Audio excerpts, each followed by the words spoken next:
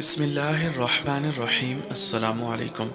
لمبی لمبی تسبیحات کرنے سے اور گھنٹوں ذکر کرنے سے زیادہ اجر والے کلمات نبی کریم صلی اللہ علیہ وسلم نماز فجر کے بعد 3 مرتبہ پڑھتے۔ کلمات سماعت فرمائیں۔ بسم اللہ الرحمن الرحیم۔ سبحان اللہ وبحمدہ عدد خلقہ ورضا نفسہ وزینت عرشہ ومداد کلماتہ۔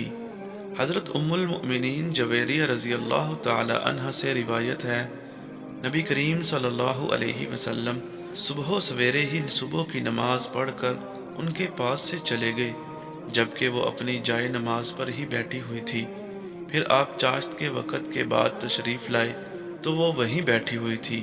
آپ صلی اللہ علیہ وسلم نے فرمایا، تم اسی حالت میں ہو جس پر میں تمہیں چھوڑ کر گیا تھا؟ تو انہوں نے عرض کیا، جی ہاں۔ تو نبی کریم صلی اللہ علیہ وسلم نے فرمایا، میں نے تمہارے پاس سے جانے کے بعد 4 کلمے 3 مرتبہ کہے، اگر ان کا وزن ان کلمات سے کیا جائے جو تم شروع دن سے کہہ رہی ہو تو وہ ان پر وزن میں بھاری ہوں گے۔